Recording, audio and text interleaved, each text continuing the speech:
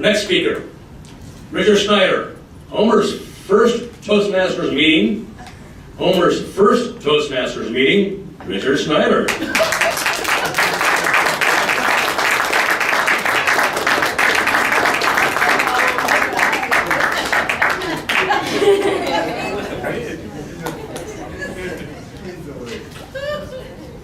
Howdy, fellow mooses.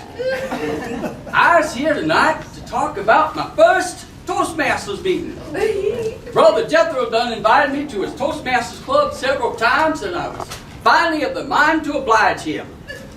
Well, I arrived at that thar meeting, and they lined up to greet me like I was a VIP or something.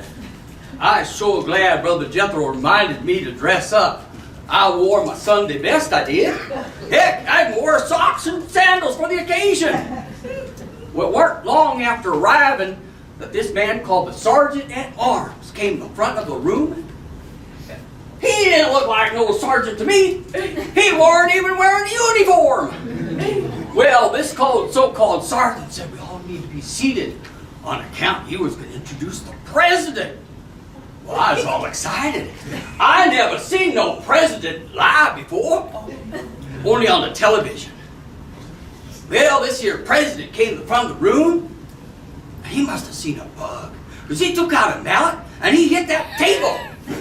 Well, I guess he got the bug, because everyone started laughing. I was glad of that, because I sure don't like those bugs, especially those skeeters. Well, after that, someone from the audience rose and said we all to bow our heads and pray.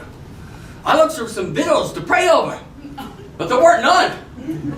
So I prayed for some victuals and a fast meeting. Well, after that, the president done looked right at me. I thought, oh boy, I'm in trouble now. He said I was to introduce myself. Well, heck, I already know who I was. But my neighbor said I was to say my name. Howdy, folks. My name's Homer. Like Homer Simpson, only tain't Simpson, is Gibbs. Many years ago, I used to belong to this organization called Boy Scouts. We had this motto, be prepared. So I come to this here Toastmasters meeting prepared to give a toast. Well, they looked at me as if I must have been out of my mind. I think it's because I didn't bring enough whiskey to share with everyone. Well, after that, it was time the president introduced the Toastmaster. That was a real head scratcher. I thought these all Toastmasters. Well, this special Toastmaster introduced the first speaker, an icebreaker. I was all excited. I was finally going to get a chance to drink. But you know what? That guy didn't break no ice. All he talked about was himself. And then the second speaker talked about her dream vacation. And then you know what those people did? They commenced to voting, like a convention or something. I was glad I brought some liquid refreshment. This looked like a long night ahead of politicking. Well, next it was time for what they call table topics. And I looked all around the table for something to talk about. There weren't nothing special. But a lady came up and she asked a couple questions, and the people came to the front and they talked for a minute or 2 minutes. And then she turned to me and asked if I'd like a question. Well, sure, I said, I don't want to be no party poop. My question was, well, what's in a name? Well, I walked to the front like I seen the others done, and I was thinking, what am I going to say? Well, we all has names. My name's Homer.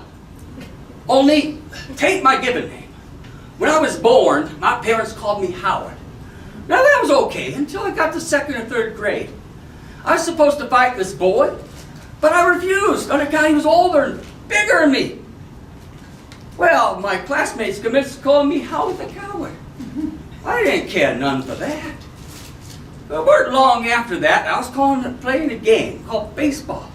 I was supposed to hit this ball off on a stick they call a tee. So I hit it just as hard as I could, and it rolled through a player's leg, and I was running to first, and I went on to second, and then they threw the ball over the second man's head, and I kept running to third. And then the coach said, I would run home. So I run home. When I got home, pop, mighty upset. He said he was going to give that coach a piece of his mind. Well, the coach was laughing and laughing. He says all the big misunderstanding. But after that, he commenced to call me Homer. And it stuck. Well, my brother Jethro done learned me about a famous writer, old-time writer, named Homer. He wrote The Idiot and The Odyssey, but that was all Greek to me. Well, after that, it was time, they called report card time. The most important part of the meeting, they said. I was pretty nervous, see. My report cards were never worth reporting about. Well, they called a couple, they introduced this general evaluator. He must have been from that same outfit as that there sergeant. He weren't wearing uniform neither. Well, this general, he introduced a couple of evaluators who talked about the speakers. And then they came to the grammarian. The grammarian gave a report. He talked about what the people said good and not so good. When he came to me, I wanted to hide. You can probably tell, my grammar ain't that good. My grammar ain't much better. That's another story. But he said, Homer, we're going to give you a break on account you're a guest and all. Well, I was mighty glad of that. Well, the meeting was just about over, and they brought the president back to the front. He looked at me again and asked me to give comments on the meeting. Well, I couldn't think of much, but I said, everyone was real friendly. And if I ever come back to this year's Toastmaster meeting, I was going to have to bring some gloves. My hands are powerful sore from all that clapping. That day I went home and I did some studying. I found out Toastmasters, people get together and they practice public speaking. Don't they know that public speaking is one of man's greatest fears? I have a mind to invite them out next time I go snake cutting. I think they'll like that. Well, fellow mooses, I don't know if I was ever going to go back to Toastmasters again. But if and I do, I'm going to have to wear my special hat. The one with the alcohol in back, so I can take the drinks and not disturb the members. Well, as Pokey Pig would say, uppity, uppity. That's all, folks.